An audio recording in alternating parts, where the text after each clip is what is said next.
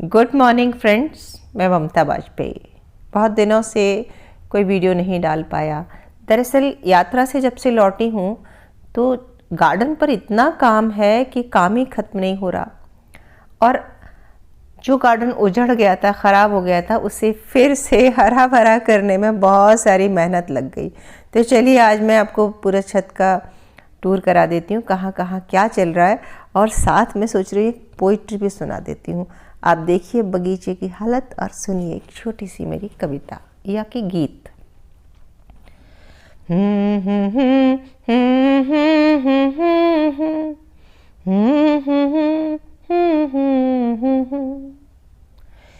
लिख रही हूँ फिर नमी में अंकुरों का प्रस्फुटन, लिख रही हूँ फिर नमी में अंकुरों का प्रस्फुटन।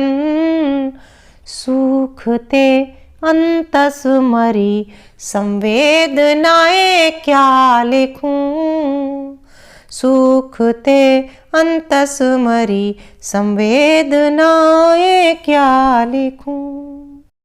मैं नदी हूँ इसलिए तटबंध को गहना जरूरी, और मीठी धार बनकर रात दिन बहना जरूरी।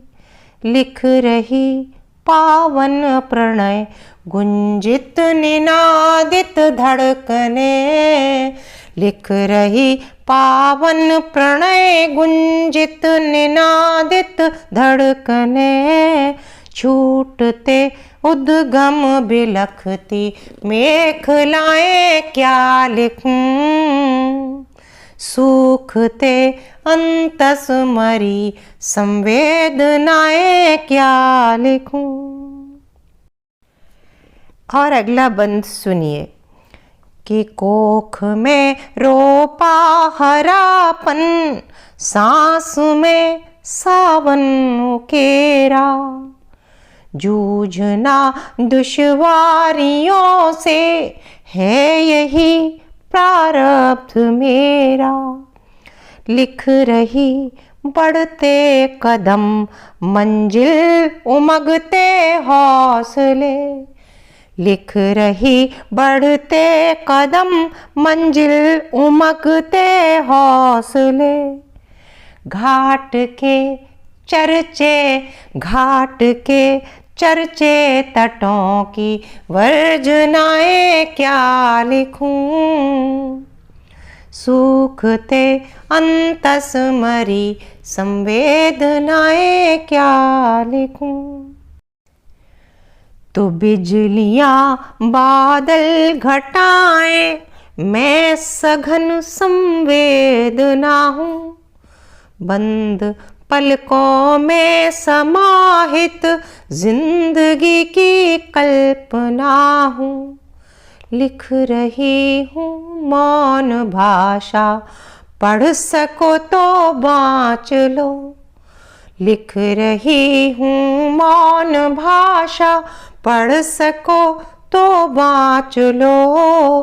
प्रीति की कोमल लरजती भावनाएं क्या लिखूं, सूखते अंतस्मरी संवेदनाएं क्या लिखूं।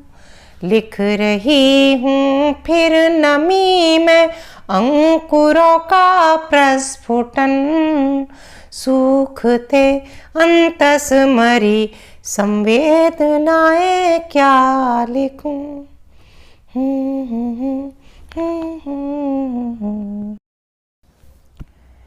तो पोइट्री मेरी पूरी हो गई और वीडियो अभी चल रहा है गार्डन का। और आप कमेंट करके ज़रूर बताइए कि अब ये नया सेटअप कैसा लग रहा है। पुराने में तो जब मैं लौट के आई थी तो पूरा ख़राब हो गया था, तो मैंने सारे गमलों की मिट्टी पलटी, सारे ग्रो बैग पलट दिए जो ख़राब हो गए थे। उस मिट्टी को सनलाइट में थोड़ा सा हवा दिखाई, धूप दिखाई, और फिर थोड़ा सा उसमें खाद मिलाकर भरा और कुछ पौधे लाई हूँ नर्सरी से। कुछ काम हो गया है, कुछ अभी बाकी है, यानी कि होना बाकी है। तो आजकल मैं रोज़ ही सुबह शाम 2-2 घंटे तो कम से कम दे रही हूँ, ताकि फिर से हरा भरा हो जाए। और देखिए सब्जियाँ भी फिर चल निकली हैं थोड़ी थोड़ी, बैंगन पल रहे हैं, गांठ गोभी आपने देखा, और मेथी की भाजी तैयार हो गई है, और मूली भी हो गई है। कुछ कुछ चीज़ें हो गई हैं, लेकिन इस साल मैं लेट हो गई हूँ, क्योंकि जब बोनी का समय था, बुआई करनी चाहिए थी, तब मैं बाहर थी, पूरे 10-12 दिन बाहर थी। और शिमला मिर्च देखिए पहली बार लगाई हैं और फल रही हैं, तो अच्छा लग रहा है देख के। पर कोई नहीं, थोड़ा लेट सही, मैं कर लूँगी फिर से सब कुछ हरा भरा। और जो बैगन थे वो तो मेरे जाने के बाद भी अच्छे हरे भरे रहे। और बैगन एक ऐसी सब्जी है कि जो बहुत आसानी से हो जाती है। अगर आप बिगिनर हैं तो आप ज़रूर लगाएं बैगन। कोई चीज़ एक बार ख़राब होती है तो उससे मनोबल नहीं नीचे लाना। आप 3-4-5 पेड़ लगाएं, तो उसमें अगर एक आध कोई ख़राब भी हो जाता है तो 2-4 अच्छे भी हो जाएंगे। मैं तो इसी तरह से हमेशा बागवानी करती हूँ। आपको मैं ये हरा भरा दिखाती हूँ तो आपको लगता है कि मेरा कुछ ख़राब नहीं होता, तो ऐसा नहीं है। देखो बैगन कितना बढ़िया लग रहा है, बस ये हार्वेस्टिंग के लिए तैयार है। आज नहीं तो कल तोड़ लेती हूँ। और टमाटर के बस मात्र 2 पौधे थे, लेकिन खूब भर भर के फसल आई है, खूब फल रहे हैं। मैं 2 बार तो मैं हार्वेस्टिंग कर चुकी हूँ। टमाटर का नेचर ऐसे ही है।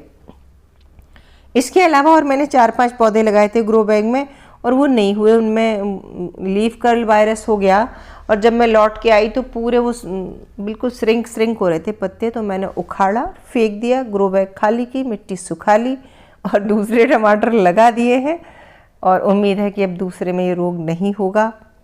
और मैं ज़्यादा दवाई ववाई के चक्कर में नहीं पड़ती, क्योंकि बहुत टायरिंग होता है। फिर दवाई छिड़को, फिर उसको गौर करो। यदि छोटा मोटा रोग लगता है तो हमारे 3-4 पेड़ तो होते ही हैं। तो आजकल तो मैं यही कर रही हूँ कि मैं बहुत दवाई के चक्कर में भी नहीं पड़ती। और मैंने मिट्टी पे खूब काम किया है, तो मेरी मिट्टी कई सालों से उसमें केमिकल नहीं गया है, तो अच्छी हेल्दी हो गई है। कह सकते हैं कि ऑर्गेनिक मिट्टी हो गई है, तो उसमें रोग प्रतिरोधक क्षमता आ गई है। तो कम रोग आते हैं, ऐसा नहीं कि आते नहीं हैं। और इस टमाटर में एक सीज़न पे बहुत मिलीबग लगा था, पर मैंने पानी के प्रेशर से ही धो कर सही कर लिया उसको। और देखिए कितनी सारी फसल तैयार हो गई है। और कुछ ये जो फूल हैं, मैं बीच में गुलाब भी लाई थी, और देखिए खिल रहे हैं गुलाब, तो मैंने इनकी फ़ोटो ले लिए। गेंदा लाई थी, गुलाब लाई थी, सीजनल और बहुत सारे फूल लाई थी। तो आप ये भी झलकियाँ देख लीजिए। और गार्डन का टूर तो मैंने करा ही दिया आपको। और अगर आपने अभी तक सब्जी नहीं लगाई है तो अभी भी समय है, आप लगा सकते हैं। बैगन, मिर्च, टमाटर, पत्ता गोभी, पालक, मूली, शलजम, मेथी, शिमला मिर्च, जितनी भी भाजियां हैं, ये देखिए वो है सोहा की भाजी है ये। और बैगन तो फल ही जाएंगे, आप पक्का लगा सकते हैं। बैगन तो पूरे साल लगा सकते हैं, आप जब चाहें तब लगा सकते हैं। मिर्च भी आप पूरे साल लगा सकते हैं। कुछ सब्जियां ऐसी हैं जो पूरे साल हो जाती हैं। और आप ये मेरे 2nd फ्लोर की बालकनी भी देख लीजिए, क्योंकि ये अच्छी फ्लावरिंग कर रही है।